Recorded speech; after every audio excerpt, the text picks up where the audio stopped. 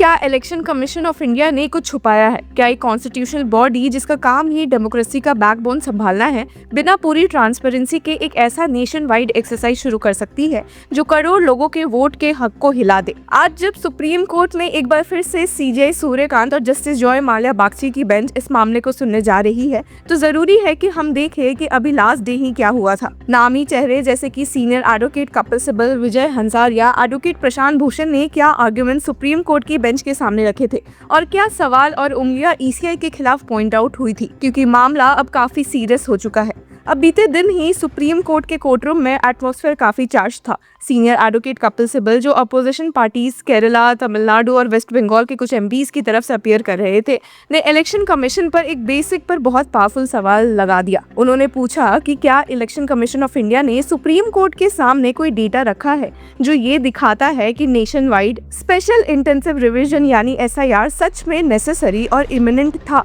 और वो भी तब जब इलेक्टोरल रोल हर साल अपडेट होते हैं। अब ये सिर्फ एक प्रोसीजरल सवाल नहीं था, ये डेमोक्रेसी के प्रोसेस पर सीधा सवाल था।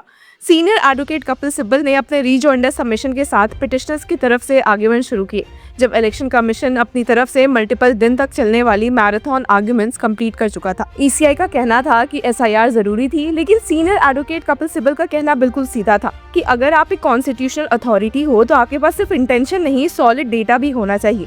A process of this nature should have an application of mind giving reasons as to why this has become necessary today.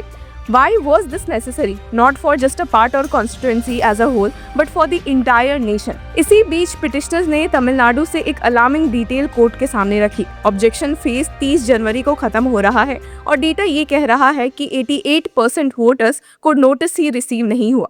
अब सोचिए, जिनका नाम इलेक्टोरल रोल से हटाया जा रहा है, उन्हें ये भी नहीं पता कि उनके साथ क्या हो रहा है। इस सीरियसनेस को देखते हुए सुप्रीम कोर्ट ने इस मामले की अर्जेंट हियरिंग शेड्यूल की है। इसी बीच सीनियर एडवोकेट कपिल सिब्बल ने फिर से पॉइंट उठाया कि इलेक्शन कमीशन जैसे कॉन्स्टिट्यूशनल बॉडी को ये दिखाना चाहिए था कि उसने कोई डिटेल स्टडी की, कोई एनालिसिस की और उसके बाद ये डिसाइड किया कि एसआईआर जरूरी है। इसी पर chief justice of India Suryakant ने क्लैरिफाई भी किया कि पोल बॉडी सिर्फ उन केसेस में डॉक्यूमेंट्स मांग रही है जहां इलेक्टर्स अपना या पेरेंट्स का नाम 2002 के इलेक्टोरल रोल से लिंक नहीं कर पा रहे।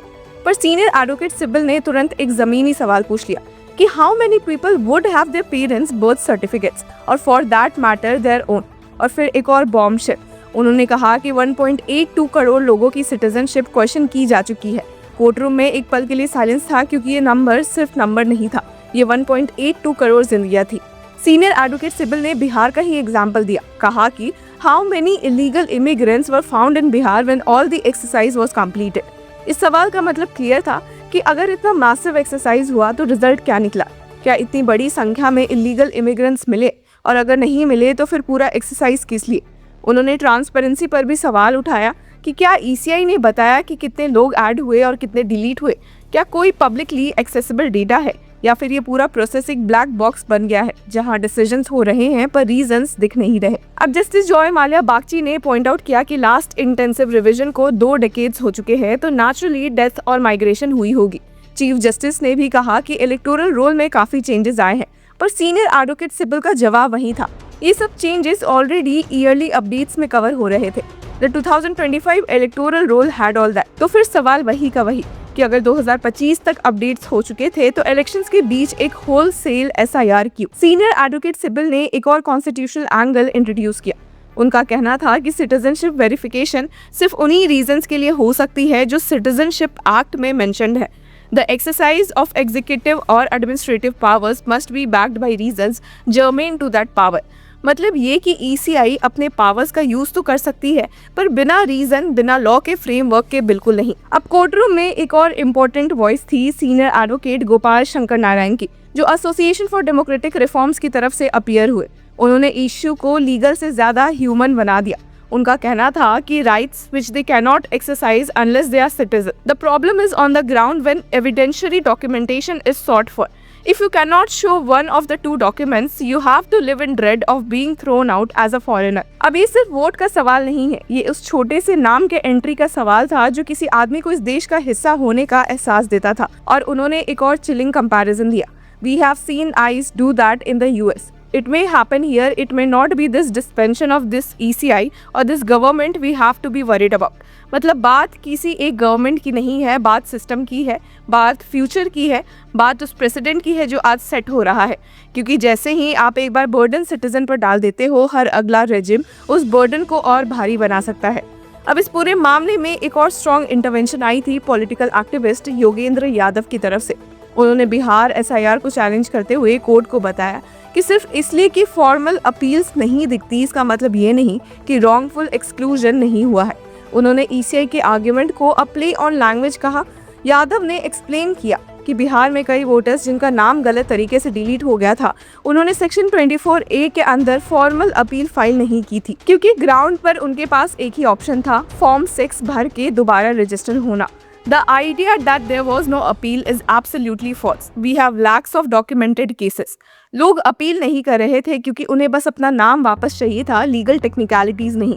उन्होंने बताया कि ड्राफ्ट लिस्ट के बाद ECI ने 3.66 लाख डिलीशंस एक्नॉलेज किए, पर बाकी 65 लाख एक्सक्लूजन को डिलीशन ही नहीं माना गया। यादव का कहना था कि ये क्लासिफिकेशन ही फ्लॉड है और इसलिए ये कहना कि अपील्स नहीं हुए मिसलीडिंग है। अब योगेंद्र यादव ने डेटा एनालिसिस का एग्जाम्पल भी दिया। 2.97 लाख नाम ऐसे थे जो पहले एक्सक्लूड हुए और फिर फाइनल रोल में वापस आ गए। तो कैसे? बूथ लेवल ऑफिसर्स के पास जाकर फॉर्म 6 भर के खुद को न्यू वोटर के रूप में रजिस्टर करके। और जब ECI के डेटा में दिखाया गया कि 21 लाख न्यू रजिस्ट्रेशन हुए, तो सिर्फ 19.5% एक्चुअली 18 to 19 साल के नए वोटर्स थे। बाकी कौन थे, ये सवाल आज भी हवा में है। योगेंद्र यादव ने SIR के डिजाइन पर भी सवाल उठाए। उनका कहना था कि इलेक्टोरल रोल को 3 ग्लोबल स्टैंडर्ड्स मीट करने चाहिए, कंप्लीटनेस, इक्विटी एंड एक्यूरेसी। उनके हिसाब से SIR ने कंप्लीटनेस को डायरेक्टली हिट किया। ऑलमोस्ट हर स्टेट में इलेक्टोरल पॉपुलेशन रेशियो गिरा है और सब जगह वोटर्स कम हो रहे हैं। तो सवाल ये नहीं है कि लोग गलती से डिलीट हुए, सवाल ये है कि डिज़ाइन ही फ्लॉड है। एक्यूरेसी पर उन्होंने एक ऑनेस्ट बात कही। अभी ये कहना मुश्किल है कि एक्यूरेसी इम्प्रूव हुई है या नहीं, पर इतना क्लियर है कि कोई एविडेंस नहीं है जो ये दिखाए कि एक्यूरेसी बेटर हुई है। आखिर में व्यूवर्स, बात वही है, ट्रांसपेरेंसी और रीजनिंग की। तो क्या सीनियर एडवोकेट कपिल सिब्बल का ये सवाल सही है? क्या इलेक्शन कमीशन ऑफ इंडिया ने सच में SIR के प्रोसेस को छुपाने के लिए कुछ बातें दबाई है? क्या उन्हें इस केस में एक डेटा देना चाहिए था जो लॉ के अकॉर्डिंग उनसे मांगा भी जाता है? ये सारे सवाल आज के सुप्रीम कोर्ट हियरिंग में वापस से रिकंसिडर किए जाएंगे और ECI हो सके तो अपना आर्ग्यूमेंट्स रखेंगी। तो व्यूवर्स, आपकी क्या राय है, हमें कमेंट सेक्शन में जरूर बताएं और तब तक के लिए कीप फॉलोइंग लॉ चक्र।